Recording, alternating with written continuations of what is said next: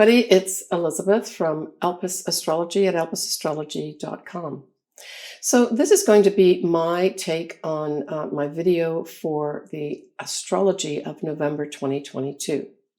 And of course, we know that the eclipse season started on the 25th of October with a new moon in Scorpio, and then proceeds forward now to a full moon, which I'll speak about in a minute.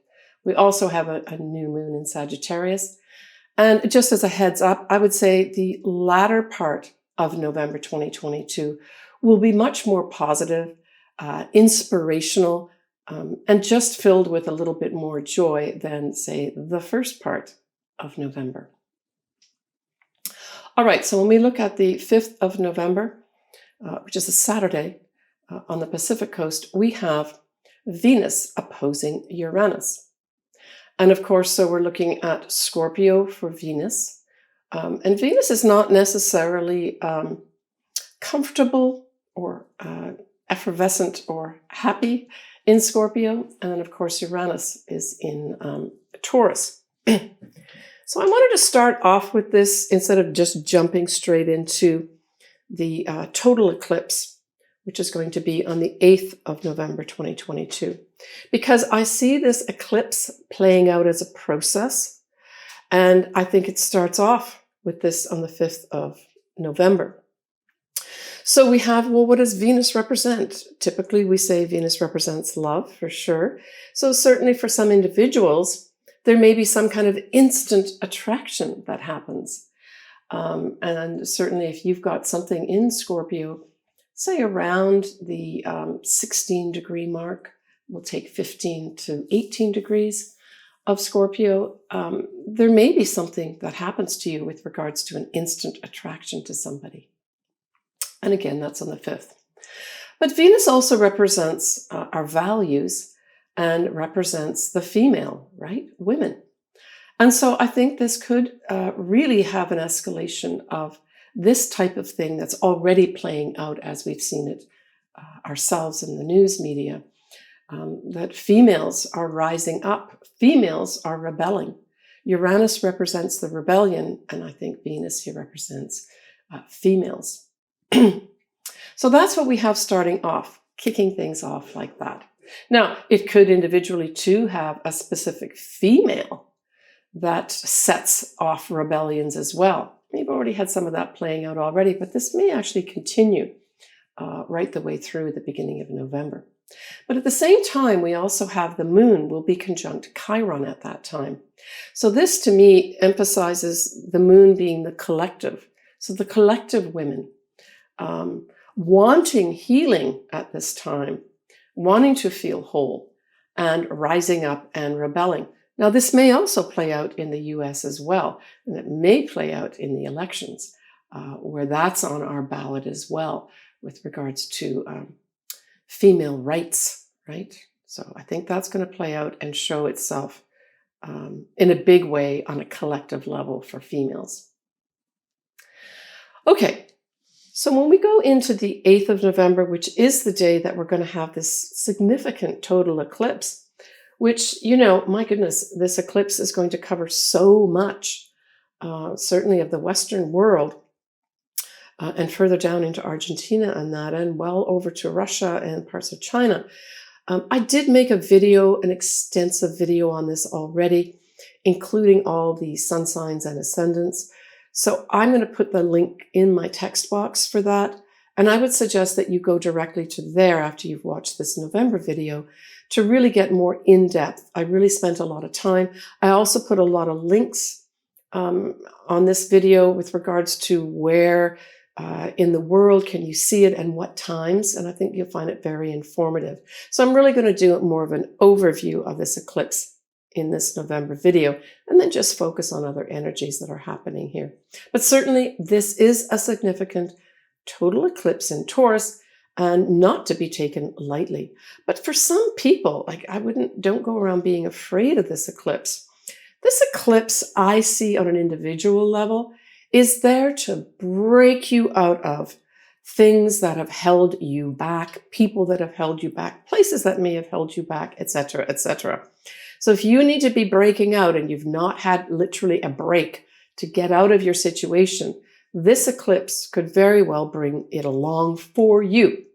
Now, especially if you have anything around, say, the 16-degree mark of Taurus, because that's where the moon will be, but then it's a full moon. So we know that the opposite sign, Scorpio, is also going to be affected, and that would be the sun being in Scorpio at 16 degrees of Scorpio. And then, of course, we have, significantly, Uranus conjunct that eclipsed moon. Or the eclipse of the moon. So I would say that keep it fairly close in orb, so in terms of degrees, because a lot of times these eclipses can go by individually without really much happening in our lives. I personally see this eclipse operating more at a collective level. And for sure, we are going to see a lot of rebellious type of energy, not only coming up from the people, but other potential governments just striking out and using this eclipse energy to do that. And this could happen in many different parts of the world and may not be just restricted to, say, one part like Ukraine, which is obvious right now. That will continue. It can also bring things like earth events of some sort too, right? So unexpected weather of some sort to do with the earth. And that could be anything. It could literally be like earthquakes, tornadoes, that sort of thing. That can happen with regards to this if we take it up to more of a collective level. But I really see that our collective destiny, because of course we have the north nodes of the moon also very closely in orb. So I see this, first of all, on this day, the 8th of November. Now I'm looking at Pacific Standard Time, but we first have the moon conjunct those transiting north nodes, and that's around 10 p.m. Pacific Standard Time, but that's actually on the 7th of November.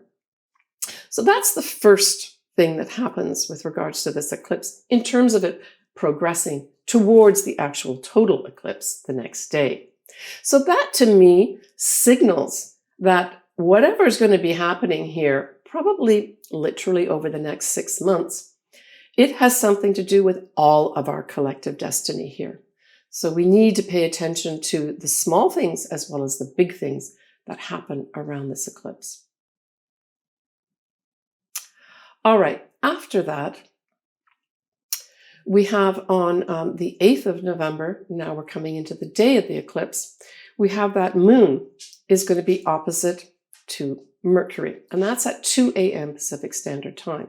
So I see now this moon having gone over the destiny of our collective destiny to now go on to oppose Mercury.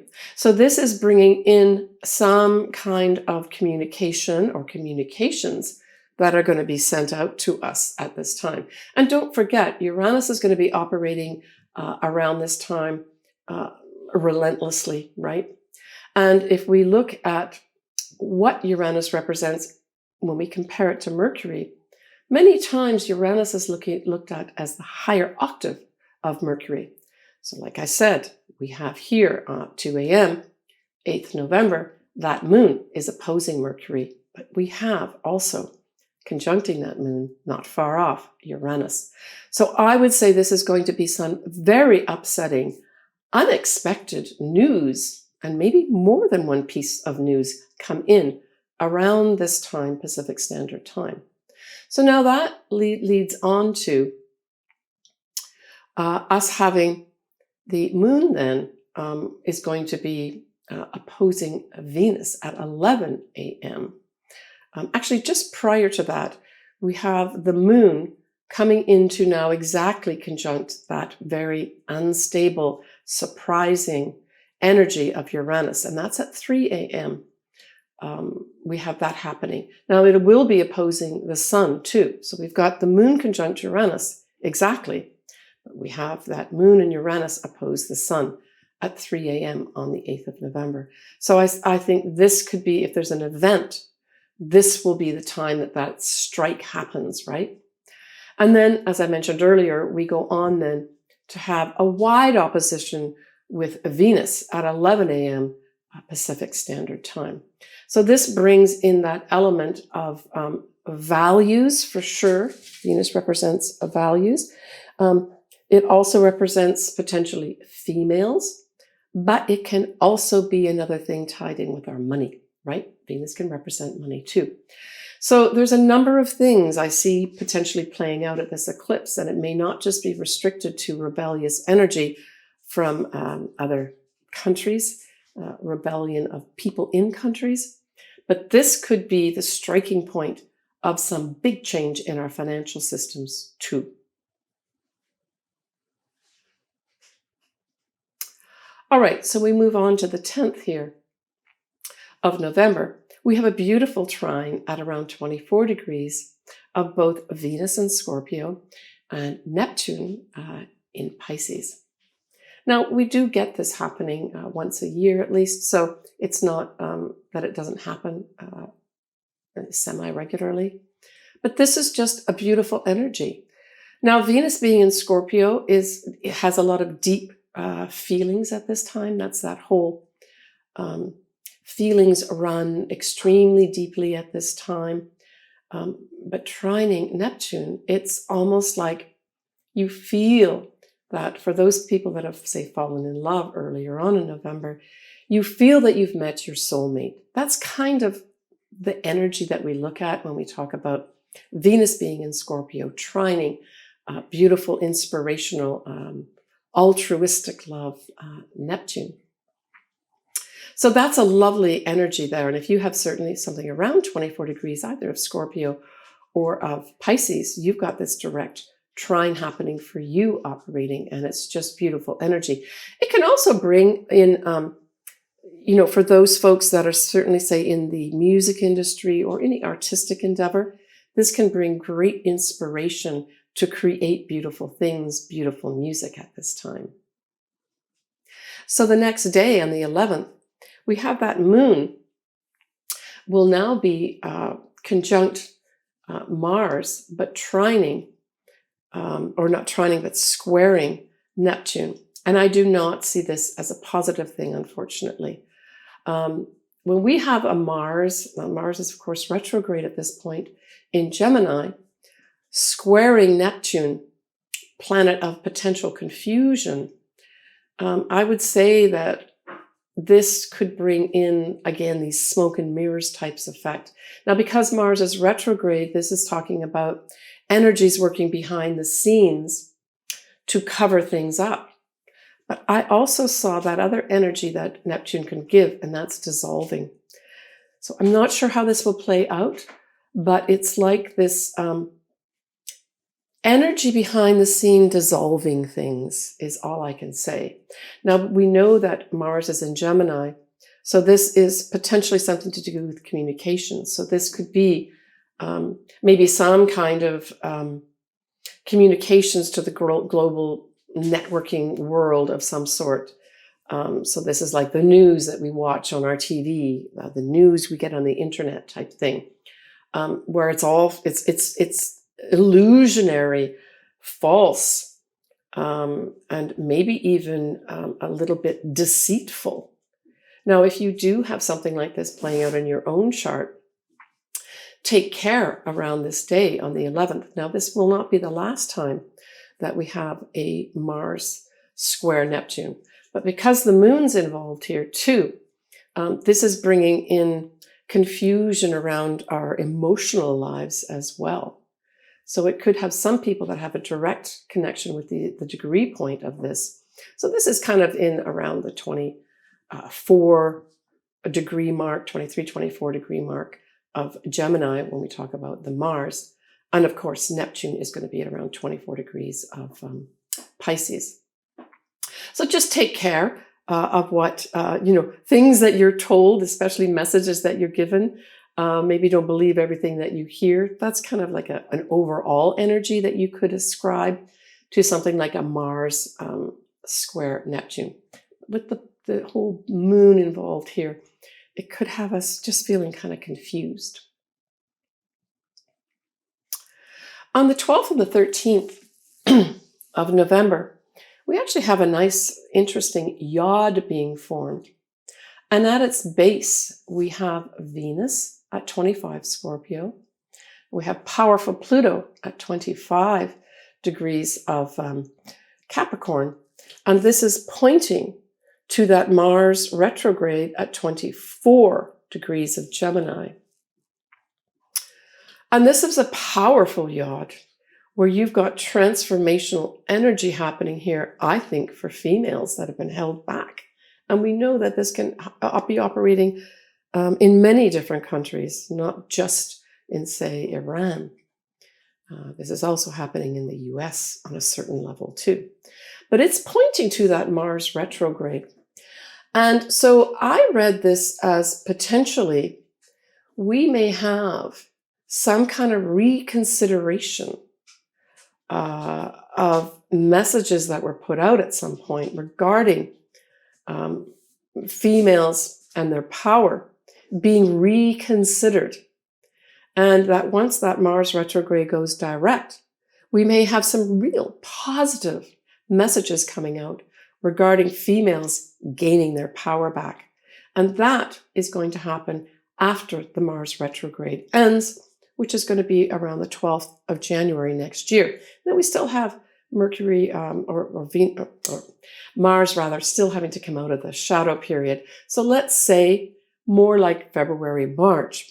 I would say there's going to be good news, especially in March when we have that Mars now going direct, conjuncting that point of 24 degrees of Gemini.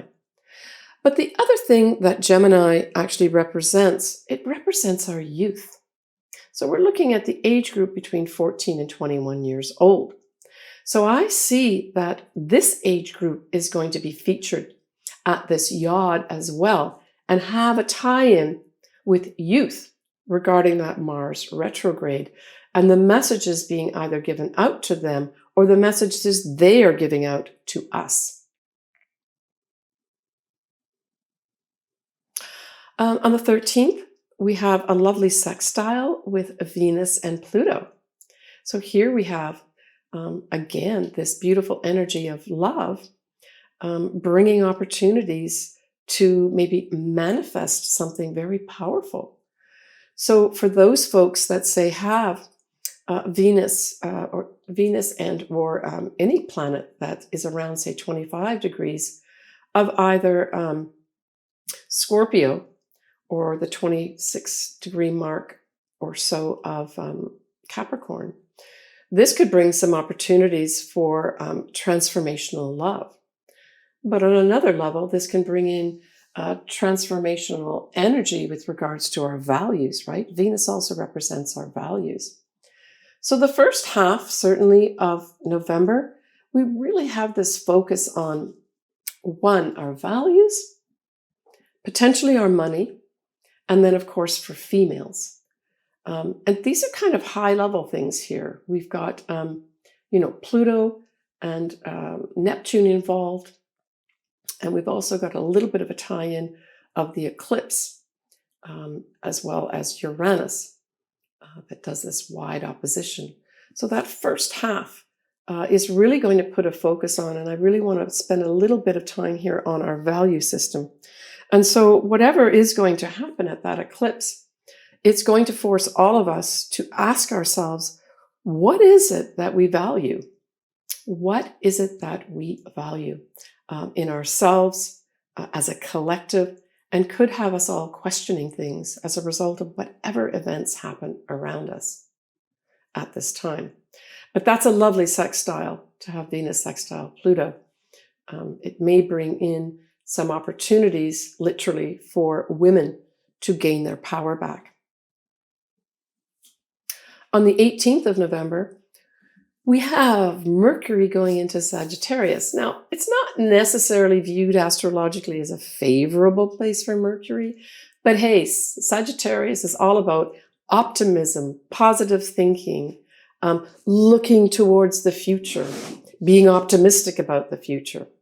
And so I just saw this as a very positive thing on the 18th of November, is that we may have some very positive messages coming in. Now, in particular, these messages may be coming in from foreign places or foreign things, because that also has to do with Sagittarius, right? Sagittarius rules foreign places, foreign people. It also rules the law. So we may have some important messages coming in with regards to laws of some sort, or maybe some legal cases. It also represents travel. And so this may be also a green light with regards to us being able to more easily travel, that communications regarding travel, maybe even getting our tickets and things like that, will just be easier. Going overseas, that's represented by Sagittarius, could just be smoother at this time. So on the 19th, we still have this Mars is going to be directly squaring Neptune again. And it will be minus the moon at this time. So this is just a direct square.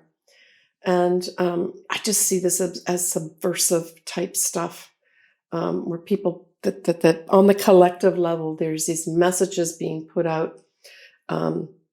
It's almost like feeding propaganda. That's what I got with this Mars in Gemini going retrograde with the square to Neptune. It's propaganda, where what's being said in the public is nothing remotely regard to what's actually going on behind the scenes, right? I also got this as cover-ups of some sort.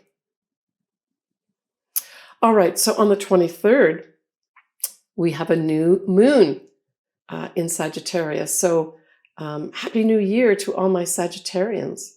Now, this is at 1 degree of Sagittarius, 37 minutes. It's at 2:57 p.m. Pacific Standard Time on the 23rd of November.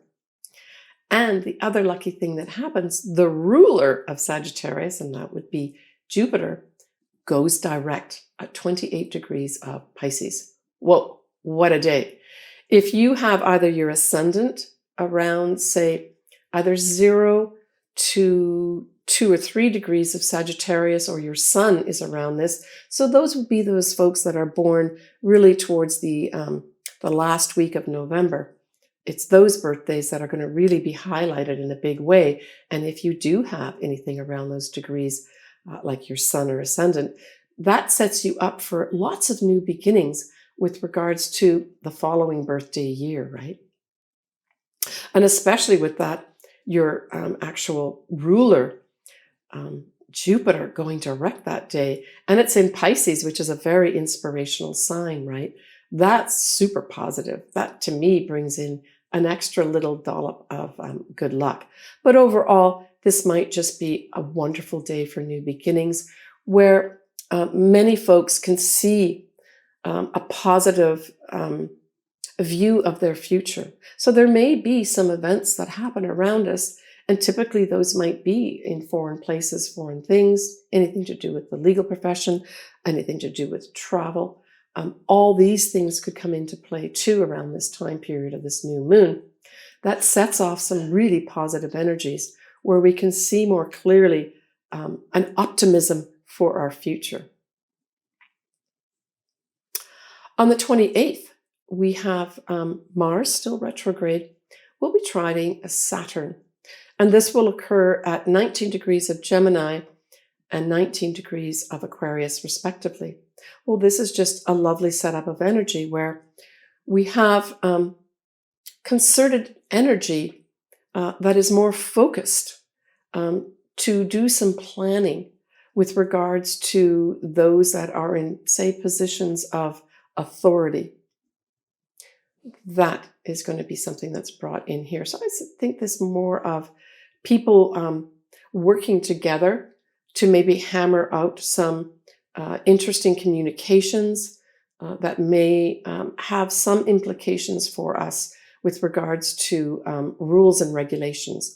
So that's what Saturn can represent as well. Not only people that are, say, superior to us or above us, like managers and directors, but it also talks about rules and regulations here.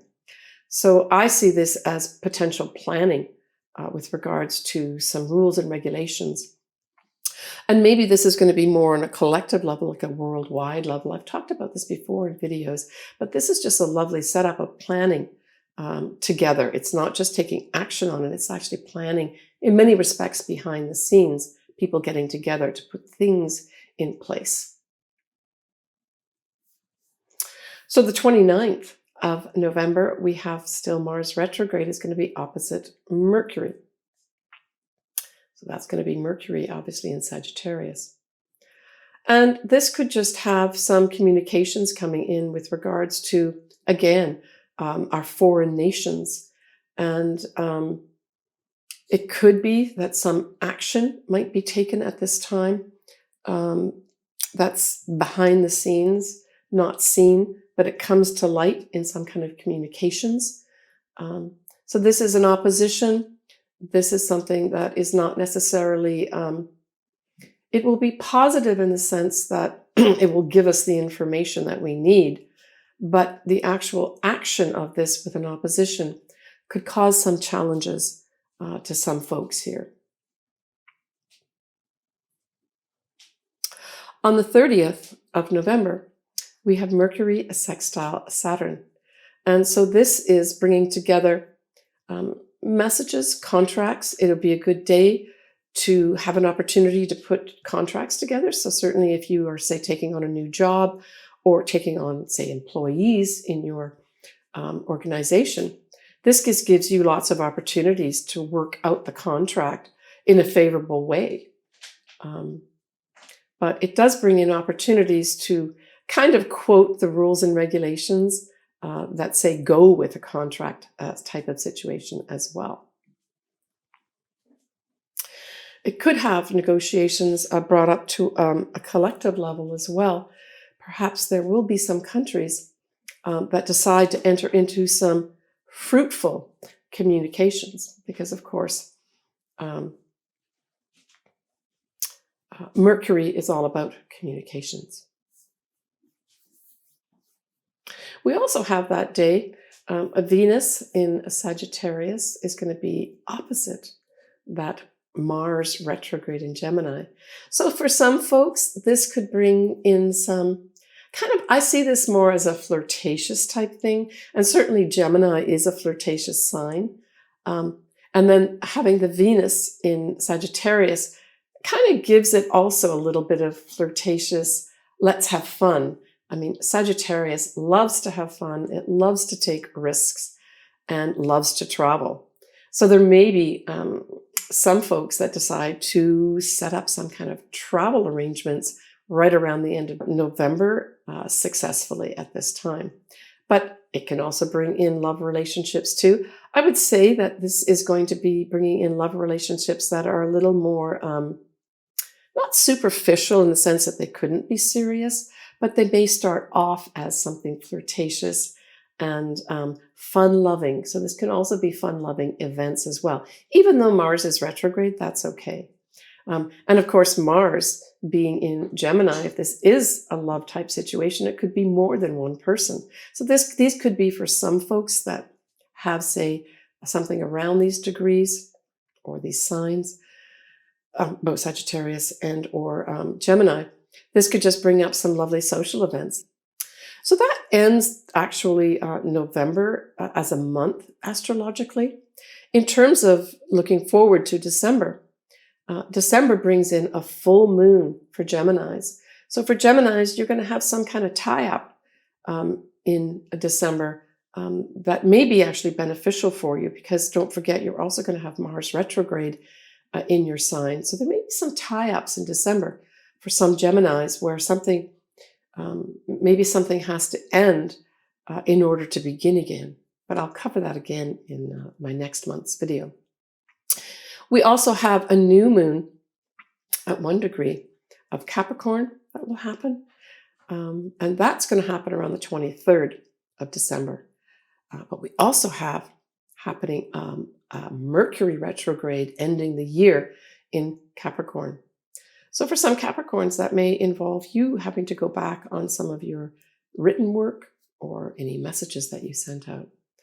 The big news is that towards the end of December, we will have Jupiter going in ingressing back in for a second time to 0 degrees of Aries. So, hey, Aries, this is a big signal for you. Certainly bringing in potential for good luck for you, benefits coming in, people like advisors and teacher coming in for you as well.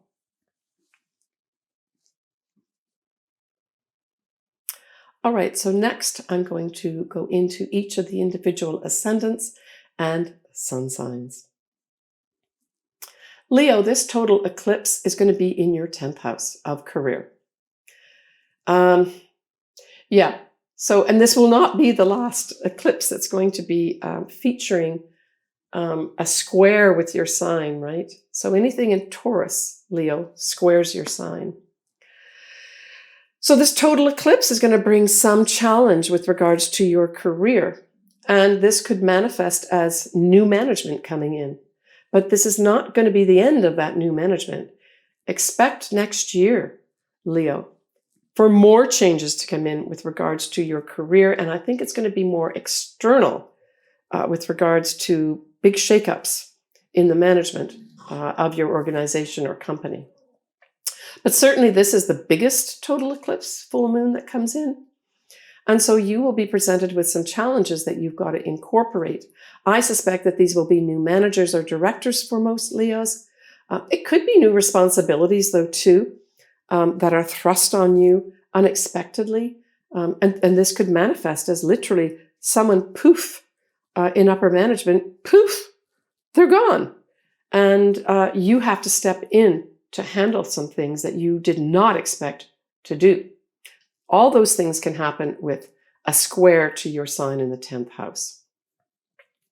But shakeups in your career, Leo, are an ongoing theme. This is just a real igniting point for you in terms of things will be made very clear very quickly with regards to what's happening in your career. And like I said, I really feel this is going to be more management changes that are unexpected coming your way in November and further on into next year too. This is not the end, just November.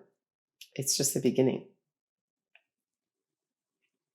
All right, so we have the new moon in Sagittarius. Hey, that's a fellow fire sign for you, Leo. So this trines your sign, and it's in your 5th house. Your 5th house, and the 5th house is true love. It's creative project. It's you expressing your authentic self. It's you having fun. This new moon, I see for almost all Leos, bringing in some real sense of tangible fun in your life with people that are positive and optimistic. It could bring in, for some folks, a new love coming your way. That could certainly happen for some Leos. But I really see this as potentially you working with foreign people or foreign things in a creative way, a creative project of some sort. But having fun stands out for me right at the front of, right in my eyes. I'm feeling this having fun, where Leo maybe goes through some kind of major adjustment at the eclipse at the beginning of November. And then they get this lovely reprieve around the new moon in Sagittarius, where they actually get a chance to have a lot of fun with people. I see these as parties. Leo loves to have parties and go to parties and have fun. Sagittarius likes to have fun too. So this is you kicking up your heels, having a lot of fun around that new moon in Sagittarius. And so that the actual date for that is the 23rd of November. So that's right around, I guess, the Thanksgiving time. You could just take this as a wonderful time to have certainly meetups with friends around the Thanksgiving time to really enjoy yourself.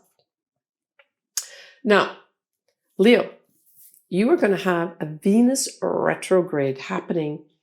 Well, Venus is going to be in your sign from June right the way through September next year. But the retrograde period will be more like July through the beginning of September. Classically, we talk about Venus retrograde as past people that we loved coming back in your life. So Leo, I guess you might want to review who that might be coming back into your life. Now, it can also represent significant friends that maybe you've lost touch with that were significant for you, especially those that were significant to you early in life. That could be something that happens to you too. Because it's in Leo and Leo represents true love, it could on one level see the development of a serious true love relationship over the summer period for some Leos. It could have, I guess, money coming back in because Venus does rule money, but I don't get money with Leo necessarily, but it could be for some folks. Mostly this is going to be to do with love for Leos. So certainly if you lost touch with a love, you can look forward to next summer as a time period where you may renew that love relationship or not. So we've got Saturn is opposite Leo right now. So Saturn is in Aquarius opposite your sign. This really sets up a dynamic. And so this is a 30-year cycle, Leo. So it won't be for another 30 years. So in March, we will have that Saturn, transiting Saturn, will move out of Aquarius and go into Pisces, no longer forming an opposition with your sign, Leo. So you can look forward to March next year as, and you should be feeling this now, more of a less burdensome, ownersome, dynamic set up with those who are your superiors. So you have seen superiors really challenge you and confront you basically with the opposition. That's waning now. And I mean, certainly Saturn is now getting towards the latter degrees of Aquarius. So unless you have something, say 20 degrees onwards in Leo, you no longer really have those challenges. But generally speaking, this whole effect for a lot of Leos being challenged by superiors or just generally challenged by people who think they know the rules, that's waning. So that's a positive thing for you, Leo. Take care, Leo. All right, so that wraps up this video for November 2022. For those folks that are watching this, say, in advance of November, I'm certainly going to be publishing this at the end of October 2022. Know that November is really peppered with surprising, unexpected things coming into your life and leaving your life. But that the latter half of November truly is bringing in this so wonderful, optimistic, inspirational Sagittarian energy that gives us a clear view to our future. That's Sagittarius looking to the future. So remain optimistic even in times of doubt at the beginning of November, potentially. As always, I love doing people's charts. I would say this is an ideal time, November and December, to kick off an understanding of the year ahead for yourself for 2023. So please reach out to me. All my details are below. You can see what you want to do. Contact me by email with your actual birth details, and we can just set up something from there. If you live in San Diego, that's where I live. And so we can meet face-to-face. Otherwise, we do a Zoom meeting, and I record that for you and send it to you, along with a full report and your charts. And of course, the Zoom meeting lasts for about an hour or so, just for those that may be thinking of doing it. That gives you a bit of idea of what I do for you. All right, so we've got December to look forward to. I've already covered that. The big thing about December, of course, is Jupiter will be going into Aries towards the latter part of December. And that's positive new energy going forward, just new energy, because that, of course, is what Aries is all about, is new energy, new roads opening up. Take care of yourself, everybody, and take care of those around you, too. We will talk to you probably next in December in conjunction with, I will be doing my 2023 year ahead. I will try to sandwich that in before the end of the year. Leave your comments and suggestions. I always love hearing from everybody. Bye for now, sending you lots of love. Please take care of yourself.